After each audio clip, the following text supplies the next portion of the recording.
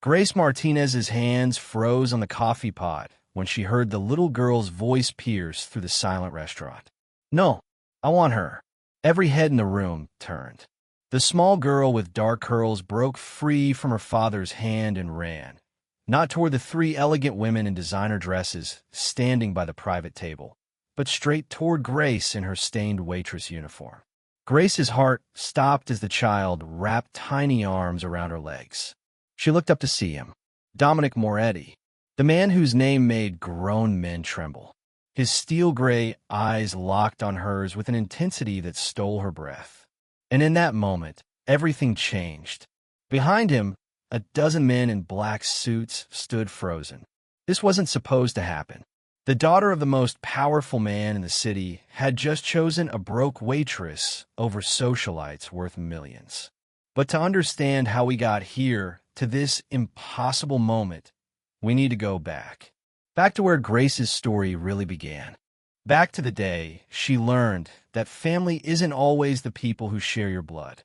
4 years earlier, Grace stood outside her parents' Boston home on what should have been the proudest day of her life, doctoral diploma clutched in hands that wouldn't stop shaking.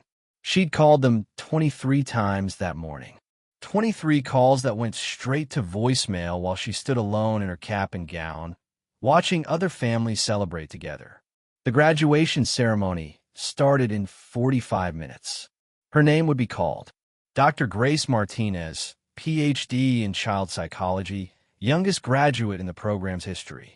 She'd be walking across that stage to receive not just her doctorate, but also the Distinguished Research Award for her groundbreaking work on childhood trauma and attachment disorders. And she'd be walking alone. The truth sat in her stomach like lead. They weren't coming. They had never planned to come. Grace! Her best friend Maya appeared beside her, concern etched across her face. Any word? They're not answering. Grace's voice sounded hollow, disconnected. My doctoral graduation, Maya. The biggest achievement of my life. And they can't even pick up the phone. Maya squeezed her hand. Maybe they're on their way. Maybe their phones died. But Grace knew better. She'd known since she was 16 that her parents saw her as their greatest disappointment. The daughter who'd chosen worthless psychology over the family's law firm legacy. The daughter who dared to study traumatized children instead of becoming a corporate attorney like they demanded. The daughter who testified as an expert witness against the Delgado family, wealthy donors to her parents' political campaigns, putting an abusive father behind bars and destroying her family's valuable connections.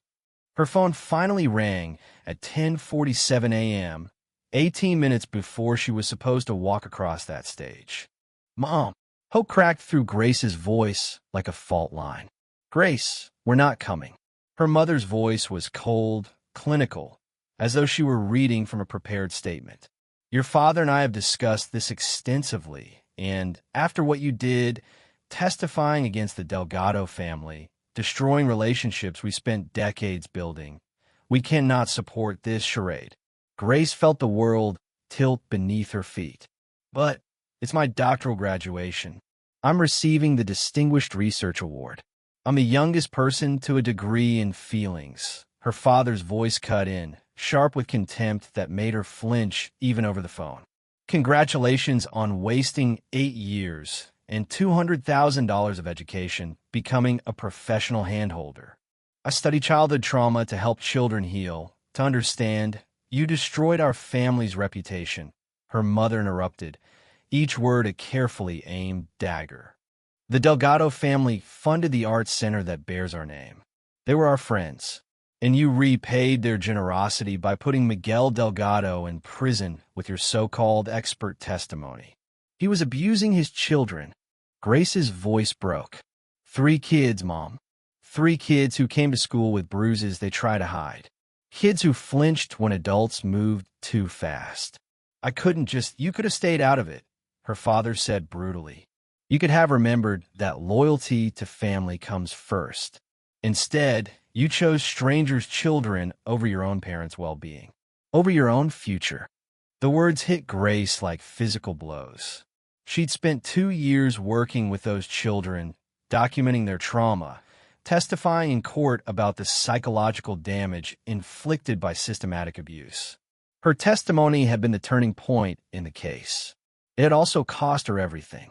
"We're done supporting this vendetta against successful families," her mother continued, her voice devoid of warmth. "Done funding your crusade to save children who probably deserve discipline anyway. Don't call us again, Grace. As far as we're concerned, we no longer have a daughter. You made your choice. Now live with it." The line went dead. Grace stood there, phone pressed to her ear, as her world collapsed around her. Around her, families laughed and took photos, parents beaming with pride at their graduating children. A father lifted his daughter onto his shoulders, both of them laughing. A mother cried happy tears as she straightened her son's doctoral hood. Grace had never felt more alone in her entire life. "Grace!" Maya's voice seemed to come from very far away. "What did they say?" "They said I'm not their daughter anymore." Grace heard herself say the words, but they didn't feel real. Nothing felt real. "They said the children I helped probably deserve to be abused, that I should have chosen loyalty to them over protecting 3 kids from their abuser." She walked through that graduation ceremony in a daze, accepting her doctorate, summa cum laude, the Distinguished Research Award, groundbreaking research that would change how courts evaluated childhood trauma, with tears streaming down her face that everyone assumed were tears of joy. Only Maya knew the truth. Only Maya saw how Grace's hand shook as she folded her cap and gown later, how her eyes had gone hollow with a pain that transcended ordinary grief. That night, alone in her tiny studio apartment, Grace stared at her doctoral diploma, Dr. Grace Martinez, Ph.D. in child psychology, alongside the prestigious award bearing her name, and felt utterly worthless. If her own parents couldn't see her value, if they blamed her for protecting children instead of celebrating her achievement, what did that say about her? Was she wrong? Had she destroyed her family for nothing? The months that followed became a nightmare she couldn't wake from. Despite her exceptional credentials and award-winning research, positions were impossibly scarce. University psychology departments wanted experienced professors, not fresh graduates, no matter how brilliant their research. Private practices ran background checks and discovered her testimony against the Delgado family, a powerful, wealthy dynasty with connections everywhere. Doors slammed shut before she even walked through them.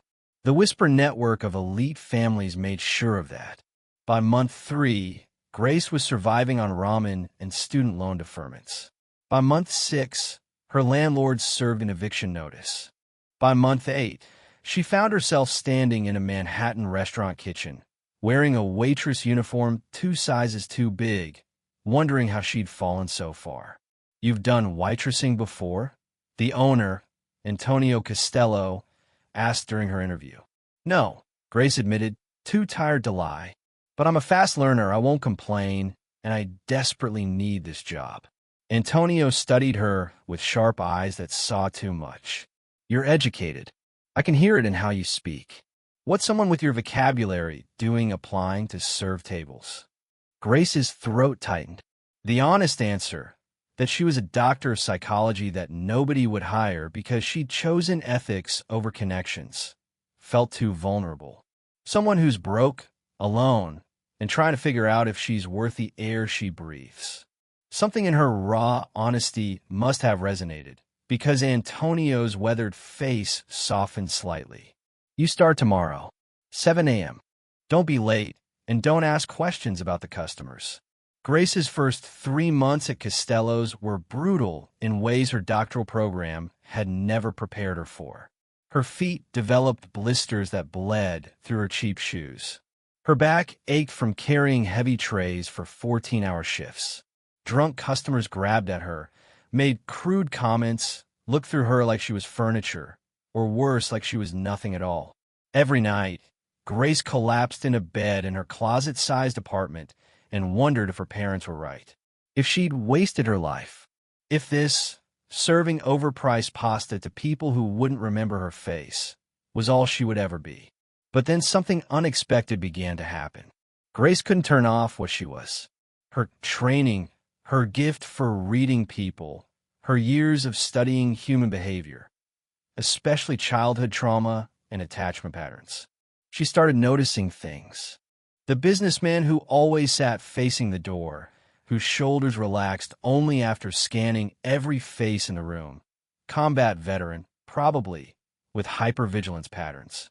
The woman who ate methodically, cutting everything into exact portions. Controlled eating disorder, using food as one of the few things she could control. The teenager who came in with his family, but never spoke, whose eyes tracked his father's hands with barely concealed fear. She recognized that look. She testified about that look in court.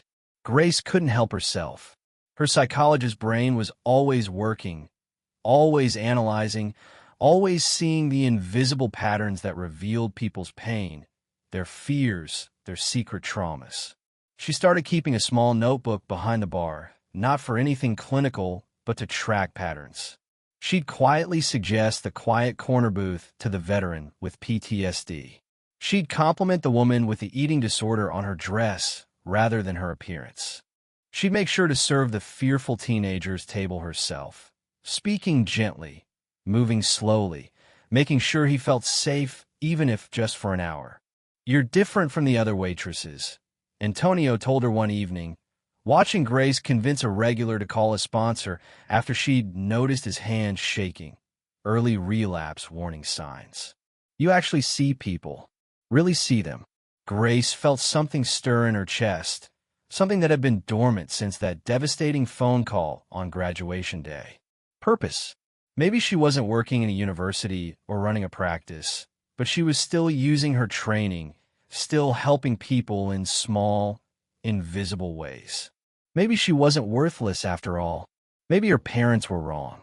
But what Grace didn't know was that her gift for seeing the invisible, especially in children, especially trauma and fear and unmet attachment needs, was about to collide with the most dangerous man in New York City. Dominic Moretti walked into Costello's on a cold November evening, and the entire restaurant transformed. Conversations hushed mid-sentence. Eyes averted. Even Antonio went pale and immediately retreated to his office, which he never did. Grace looked up from table 6 and felt the air change, charged and dangerous like the moment before lightning strikes. 6 men in black suits entered first, their eyes scanning every corner, every exit, every face with professional precision. Then he walked in, tall, impossibly commanding, wearing a charcoal suit that probably cost more than Grace's yearly income. Dark hair with silver at the temples, sharp jawline, and eyes the color of winter storms. But it wasn't his looks that made Grace's stomach tighten with instinctive warning. It was the way everyone in the diner immediately looked away, the way grown men became very interested in their plates, the way Antonio's hand trembled as he reached for a menu from the safety of the bar. Everyone knew who Dominic Moretti was. Everyone except Grace, apparently, because she did the one thing no one else dared to do. She walked straight up to him. "Table for 7. Her voice came out steadier than she felt. Those gray eyes landed on her, and Grace forgot how to breathe. He studied her for a long, uncomfortable moment, and she became painfully aware of the coffee stain on her uniform, the frayed edge of her apron, the fact that her sneakers had a hole developing in the left toe. She was nothing, nobody, exactly what her parents had said. 7, he confirmed, his voice deep and commanding in a way that made her spine straighten automatically.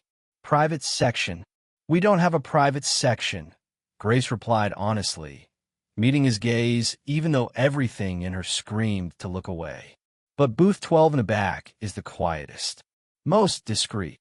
One of his men stepped forward, looking annoyed at her directness. "Do you know who?" Dominic raised one hand, and the man immediately fell silent. "Booth 12 works." As Grace led them to the back, she felt his eyes on her. Not the crude, objectifying stares she'd gotten used to from drunk customers. This was different. Assessing. Curious. like he was trying to figure out a puzzle she didn't know she represented. "Coffee?" she asked when they were settled, falling back on professional autopilot.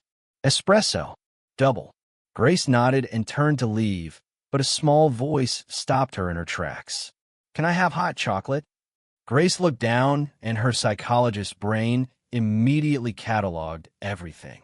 A little girl, no more than 5 or 6, sat beside Dominic. She had his dark hair and those same intense eyes, but where his were cold and calculating, hers were sad. Deeply, heartbreakingly sad. Grace recognized that sadness. She'd seen it in dozens of children during her clinical rotations. Recent loss, grief, the kind of profound sorrow that changes a child's entire world. "Of course, sweetie," Grace said, crouching down to the girl's level. Always get on a child's eye level. Her professors had taught her, it makes them feel seen, and she smiled gently. "With marshmallows?"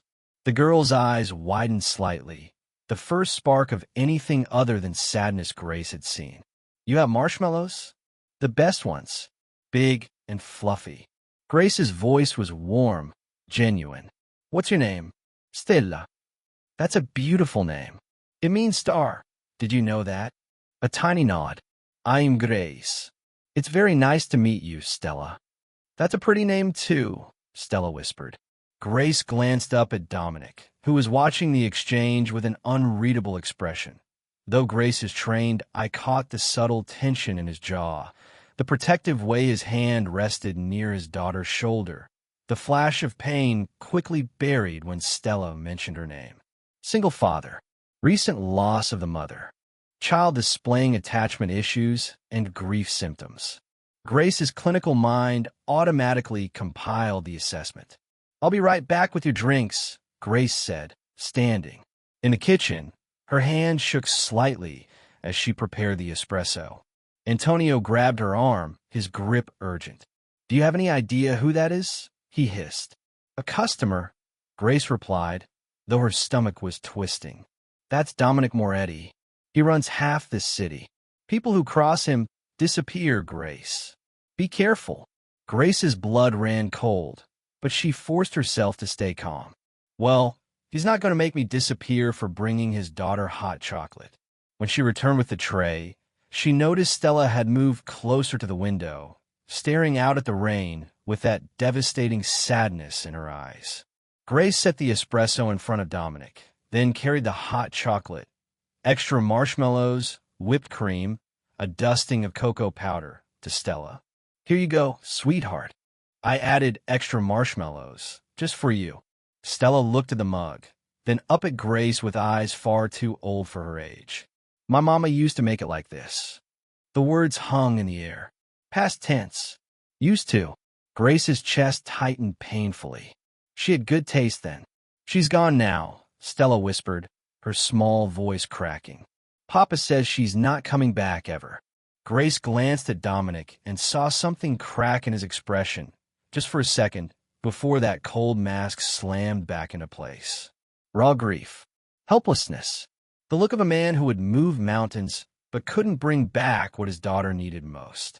"I'm so sorry, Stella," Grace said gently, and meant it with every fiber of her being. For the next hour, Grace tried to focus on other tables, but her eyes kept drifting back to booth 12. Dominic made phone calls in Italian, sharp commanding words. His men stood guard, never sitting, never relaxing.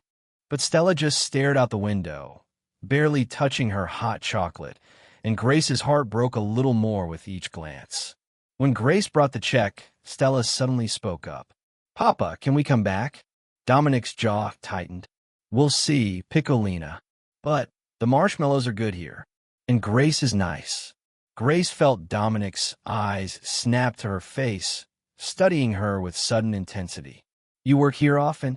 "Every day, except Sundays," Grace heard herself say. Something shifted in his expression. Every day," Grace confirmed, meeting his gaze despite the warning bells in her head. Dominic stood, buttoning his suit jacket. He pulled out a wallet and placed several $100 bills on the table, far more than the modest check. "That's too much," Grace protested.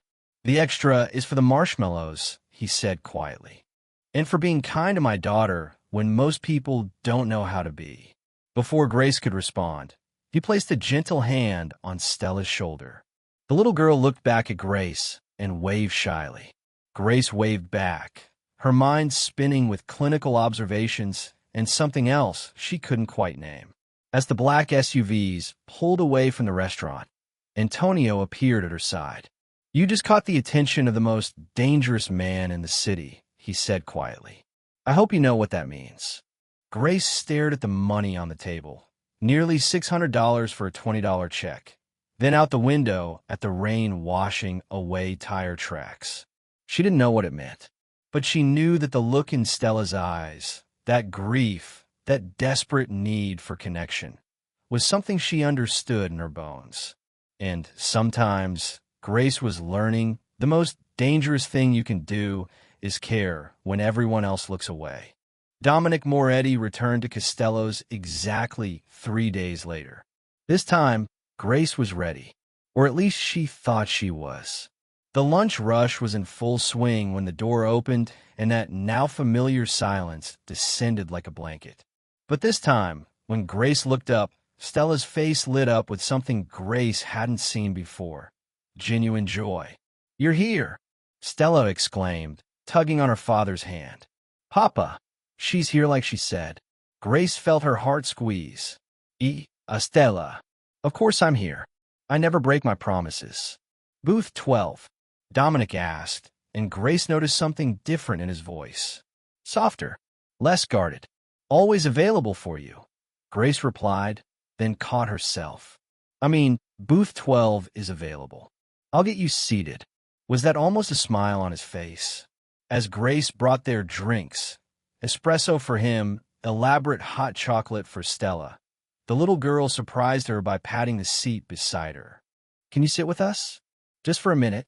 Grace glanced at Dominic, expecting refusal. Instead, he gestured to the empty seat across from him. Please. It wasn't a request. It was something else, an invitation wrapped in command, but genuine nonetheless. Grace slid into the booth, hyper-aware of how close his hand was to hers on the table, the expensive watch on his wrist, the tattoo peeking out from under his collar, dark script in what looked like Italian. Stella has been talking about you, Dominic said, his eyes never leaving Grace's face. Constantly. I like her, Stella announced matter-of-factly, pushing a napkin drawing across the table. It showed 2 stick figures, one with yellow hair, Grace, and one smaller figure with dark hair, Stella, holding hands under a rainbow. She doesn't look at me like I'm broken. Grace's throat tightened. You're not broken, sweetheart. Everyone else thinks I am. Stella's voice was matter-of-fact, devastating in its simplicity. Because I don't talk much anymore. Because I get sad a lot. My therapist says I have grief issues. Grace saw Dominic's jaw clench, watched the flash of pain and helplessness cross his face before he buried it. This man, this dangerous, powerful man, was drowning in his inability to fix his daughter's pain. Sometimes being sad is okay, Grace said gently, her clinical training and personal experience blending together. It means you love someone very much. That's not broken, Stella. That's actually really brave. It takes courage to feel big feelings. Stella stared at her for a long moment, processing.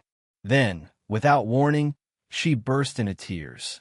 Before Grace could react, the little girl had climbed out of her seat and into Grace's lap, wrapping small arms around her neck and sobbing into her shoulder.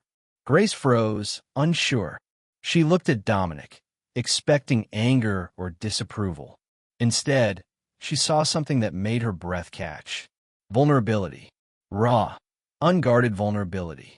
She hasn't cried in 6 months, he said quietly, his voice rough. The therapist said it would be good if she did. That she's been holding everything inside. Grace instinctively wrapped her arms around Stella, rocking her gently the way she'd learned in her child therapy training. It's okay, baby. Let out. I've got you. You're safe. And she did. For 20 minutes, Grace held this child she barely knew while she cried for the mother she'd lost. Dominic sat across from them, and when Grace looked up, she saw his hands were clenched into fists on the table, like he was fighting his own battle not to break. When Stella finally calmed down, she refused to leave Grace's lap. She just sat there, thumb in her mouth, a regression behavior, Grace noted, staring at nothing while Grace rubbed small circles on her back. "I'm sorry," Dominic said, his voice hoarse. I didn't mean for this to happen." "Don't apologize," Grace replied firmly, with more confidence than she felt. She needed this, needed to release what she's been carrying. "You're good with her." It wasn't a question. "I like kids. I always have." "You studied child psychology." Again, not a question. Grace's blood ran cold. I make it my business to know about people who interact with my daughter," he said simply, but not unkindly. Dr. Grace Martinez, 28 years old, doctorate in child psychology from Boston University, specialized in childhood trauma and attachment disorders, testified as an expert witness in the Delgado case. "Parents disowned you for it. Now you're here." Grace's heart pounded. He'd investigated her, knew everything. "That's invasive. That's careful," he corrected. "But also, I understand what you did. Choosing what was right over what was easy, over what your family wanted. That takes integrity." She didn't know what to say to that. Stella stirred in her arms. "Can Grace come home with us, Papa? Please." "Piccolina, just for a little while." Those big eyes turned to her father, desperate and hopeful. "Please, Papa. Please." Dominic looked at Grace, and she saw him make a decision. "What if Grace came to work for us? A few afternoons a week, to spend time with you, help you with whatever you need." Grace blinked. "You want to hire me as what?" "A nanny." "I want to hire you as someone my daughter trusts." His voice dropped lower, more intimate. "Someone who doesn't look at her like she's broken. Someone with the training to actually help her heal." Grace's mind raced. This was insane. This man was dangerous. Everyone said so. But when she looked down at Stella, who was watching her with such hope, such desperate hope. "I still need to keep my job here," she heard herself say. "I can't afford to quit. You won't need to work here anymore. I'll pay you triple." "Yes, I will," Grace interrupted, surprising herself with her firmness. "Because if this doesn't work out, I need something to fall back on. And because I don't take charity, I work for what I have." Something flickered in his expression. "Respect, maybe. Stubborn. Practical," Grace corrected, echoing his earlier words back at him. The corner of his mouth twitched, almost a smile. "3 afternoons a week. After your shift here, I'll send a car. I can drive myself. Riverside to my home is 40 minutes through dangerous neighborhoods. I'll send a car." His tone left no room for argument. "Yes or no, Dr. Martinez?" She should say no. Everything rational screamed to say no. "Yes," she whispered. Stella squealed with delight and hugged Grace tighter. And when Grace looked up, she found Dominic watching her with an expression she couldn't quite read. Intense, searching, hungry. "Welcome to the family," he said softly. And somehow, those words felt less like an offer and more like a prophecy. 2 months later, Grace had become woven into the fabric of Stella's life in ways she'd never expected. 3 afternoons a week had become 5, then 6. Dominic's mansion was stunning, all marble and modern art and floor-to-ceiling windows. But Stella's favorite place was the garden, where she and Grace would draw with sidewalk chalk, hunt for butterflies, and build elaborate fairy houses from twigs and flowers. The transformation in Stella was remarkable. She smiled now, laughed sometimes, still had sad days, but they were fewer, and she'd learned it was okay to talk about them instead of withdrawing completely. Grace used every technique she'd learned in her clinical training: play therapy, art therapy, gentle conversation that let Stella process grief at her own pace. It was the career she dreamed of, just in an unexpected setting. And then there was Dominic. Grace tried desperately to maintain professional distance. He was her employer, nothing more. But it was impossible to ignore the way he watched her from his office window as she played with Stella. Impossible to ignore how he'd started joining them for dinner, his stern mask softening when his daughter laughed. Impossible to ignore the tension that crackled between them every time their eyes met. He never touched her, never said anything inappropriate. But Grace felt it. That pull, that awareness, that dangerous attraction she absolutely could not afford to feel. On a Friday evening in late September, everything shattered. Grace was in the kitchen helping Stella decorate cookies when Dominic entered, followed by three women Grace had never seen before. They were stunning, elegant, dripping with wealth and sophistication. A platinum blonde in designer everything. A redhead with perfect makeup. A brunette with hair swept into an elaborate updo. Everything Grace wasn't. Stella. Dominic's voice was careful, strained. Piccolina, come here, please. Stella looked up from her cookie, confused. Grace felt ice settle in her stomach. What's going on? The little girl asked, moving toward her father. Dominic crouched down, and Grace saw something in his face that made her heart clench. He looked lost, desperate, like a man about to make a terrible mistake because he didn't know what else to do. I've been thinking about what you need. What we both need, he said slowly. So, I've invited some very nice ladies to meet you. They're all interested in being part of our family. Stella's eyes widened with confusion. What does that mean? It means, Dominic continued, his voice tight, you can choose. If you like one of them, she could be your new mother. The words landed like grenades in the quiet kitchen. Grace's hands froze in cookie dough. This couldn't be happening. He was asking his 6-year-old daughter to choose a replacement mother from a lineup, like selecting a puppy from a pet store. Papa, no. Stella's voice was small, frightened. It's okay, Piccolina. Just meet them. Talk to them. See if anyone feels right. He gestured to the three women, who stepped forward with practiced smiles. This is Veronica. She's an art curator who loves children. This is Diane. She owns several businesses and has a beautiful home. And this is Katerina. No. Stella's voice rose to a shout. I don't want them. Stella, you haven't even given them a chance. I don't want a new mom. Tears were streaming down her face now. I want. Grace started to move toward her, professional instinct overriding everything else, but Dominic held up a hand. His eyes met Grace's, and she saw pleading there. Desperation. He was asking her to let this happen, to let his daughter choose from these strangers. The three women stepped forward with calculated warmth that made Grace's trained eye recognize it immediately as performative rather than genuine. Veronica knelt down, her smile bright and false. Hello, sweetheart. I love art just like you do. We could paint together every day. Go away, Stella screamed, backing up. Diane tried next, her voice saccharine. I have a house in the Hamptons with a pool. We could spend summers there. Wouldn't that be fun? I don't want you. Stella was sobbing now. Katerina didn't even get a word out before Stella bolted. But she didn't run to her room, didn't run to the safety of her father.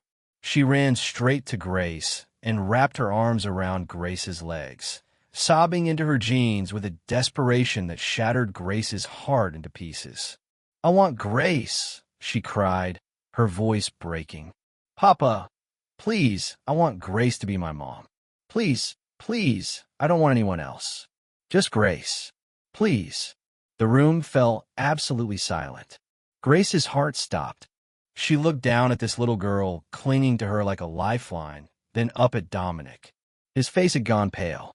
His eyes were wide with shock, but underneath it, Grace saw something else. Something that looked almost like hope. The three women looked insulted, angry. Stella, that's not. Grace isn't. Dominic's voice trailed off like he didn't know how to finish. She is, Stella insisted, her small hands fisting in Grace's clothes with desperate strength. She's the one who makes the hot chocolate right, who doesn't get mad when I'm sad, who plays with me and reads stories and knows that Thursdays are hard because that's when Mama died. She knows me, Papa. She's the one I want. Grace couldn't move, couldn't breathe. This wasn't supposed to happen. She was just the hired help, the girl her own parents had thrown away.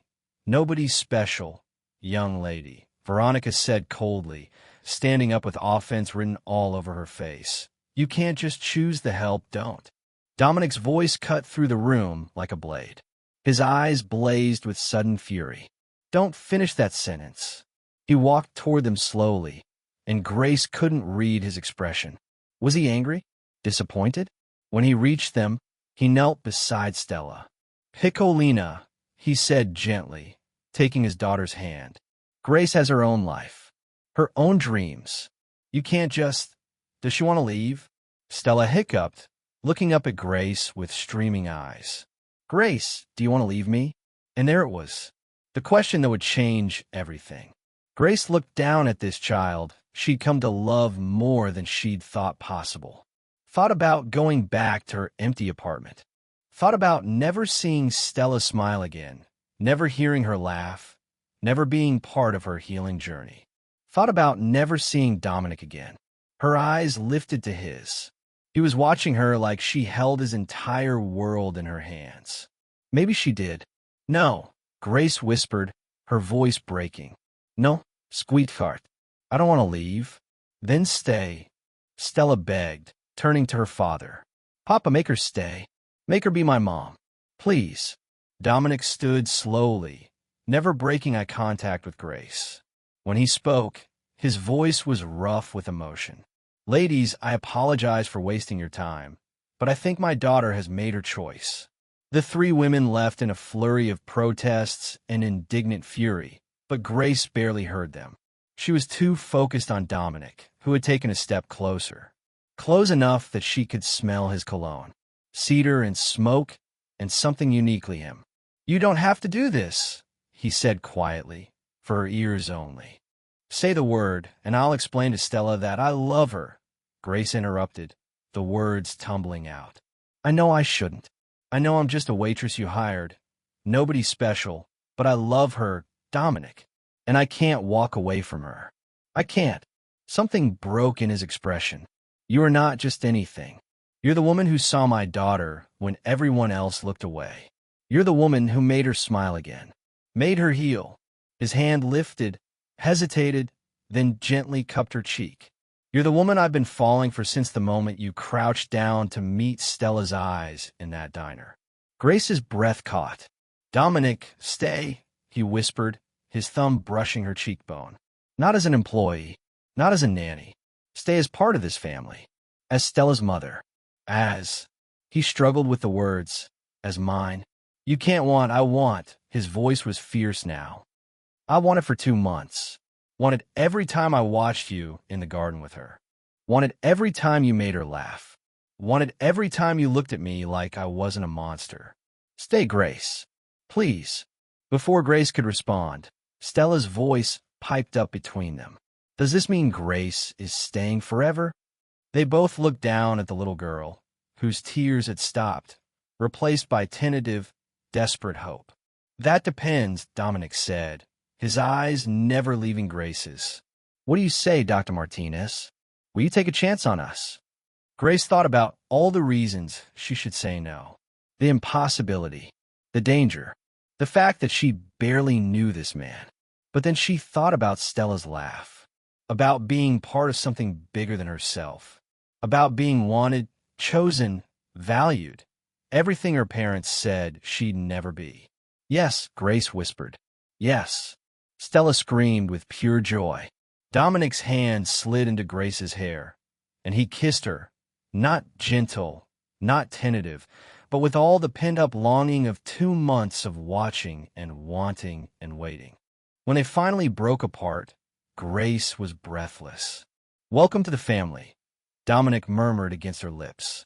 For real this time. And Grace realized that sometimes the family that chooses you is more real than the family that shares your blood. Sometimes the girl your parents threw away becomes exactly who she was meant to be. 5 years later, Grace stood in the garden of the Moretti estate, watching Stella, now 11, teach her little brother how to hunt for butterflies without scaring them away. Gently, Luca, Stella instructed the 5-year-old with the patience Grace had taught her. You have to move slowly. Grace smiled, one hand resting on her swollen belly. Baby number 3 was due in 2 months. A girl this time. They were going to name her Hope. What are you thinking about, Tesoro? Dominic's arms wrapped around her from behind, his hands settling protectively over hers on her stomach. That I almost gave this up, Grace said quietly. That night when you asked Stella to choose, I almost ran, but you didn't. He pressed a kiss to her temple. You stayed. You chose us back. Best decision I ever made. Second best, Dominic corrected, turning her in his arms to face him. The first best was walking up to me in that diner when everyone else was afraid. That's when this all started. Grace laughed. I didn't know I was supposed to be afraid. Lucky for me. His eyes were warm, full of love that still took her breath away. Have I told you today that I love you? Only 3 times. You're slacking. Then let me make it 4. I love you, Grace Moretti. You saved my daughter. You saved me. You made us a family. Mama. Mama, look. Luca ran up, hands cupped carefully. I caught one. Grace crouched down, awkwardly, because of her belly, to look at the butterfly resting in her son's small palms. That's beautiful, baby. Now remember what we talked about. I have to let it go, Luca said solemnly, because it needs to be free to be happy. That's right. Grace kissed his forehead. Very good. They watched together as Luca carefully opened his hands and the butterfly took flight, spiraling up into the blue sky. Stella came over, putting her arm around Grace's shoulders. Mama, can I tell you something? Always. I'm really glad I chose you that night. Stella's voice was quiet, sincere. Even though I was little, I knew. You were the one who was supposed to be my mom. Grace's eyes filled with tears, happy ones this time. I'm glad you chose me too, sweet girl. Best thing that ever happened to me. Better than your award? Stella asked. She knew about Grace's doctoral achievements now, had asked to see the diploma and research papers. So much better than any award, Grace said firmly. Awards are nice, but this, she gestured to their family, their home, their life. This is everything. Later that evening, after the children were in bed, Grace stood in Dominic's office while he finished a phone call. On the wall was a frame containing her doctoral diploma and the Distinguished Research Award she'd once thought meant nothing. You should be proud of that, Dominic said, ending his call and coming to stand beside her. I am. My parents weren't, Grace said quietly. They thought it was worthless. Thought I was worthless for choosing it. Then they're fools who lost the most remarkable daughter they could have had. Dominic's arm circled her waist. But their loss is my gain. Stella's gain. Our family's gain. Grace leaned into him. I used to think I'd wasted my degree. That all those years of study meant nothing because I wasn't working in university or running a practice. And now I realize I'm using it every single day. With Stella, with Luca, with the child psychology consultation work I do from home. Just not in the way I expected. She turned to face him. My parents said I destroyed my life by testifying against the Delgado family, by choosing ethics over connections. What do you think now? Grace looked around the office, at the family photos on the desk, at the children's artwork on the walls, at the life she'd built from the ruins of her old one. I think I didn't destroy anything, she said firmly. I think I cleared space to build something better, something real, a family that chose me because of who I am. Not despite it. Dominic pulled her close, resting his forehead against hers. You know what I think? What? I think that little girl in the diner who chose you saw what I saw. Someone brave enough to stand up for what's right, even when it costs everything. Someone kind enough to see pain in others and want to heal it. Someone strong enough to build a new life from nothing. He kissed her softly. Someone extraordinary. Grace felt tears slip down her cheeks. I spent so long thinking I was worthless. That my parents were right. They were never right. Dominic said fiercely. You were always worthy, Grace. You just needed people who could see it. And standing there in his arms, surrounded by the life they'd built together, Grace finally believed it. She wasn't the failure her parents said she was. She wasn't worthless because she'd chosen integrity over connections. She wasn't broken because she'd been rejected.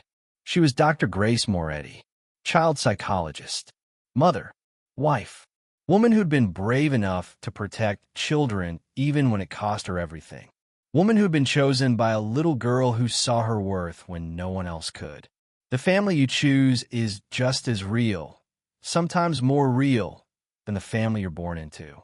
And sometimes the girl who was thrown away becomes exactly who she was meant to be, not despite the rejection, because of how she rose from it. This story has come to an end. If it touched your heart in some way, leave your like and share it with someone who also loves stories about finding family in unexpected places. New stories coming soon. Until next time.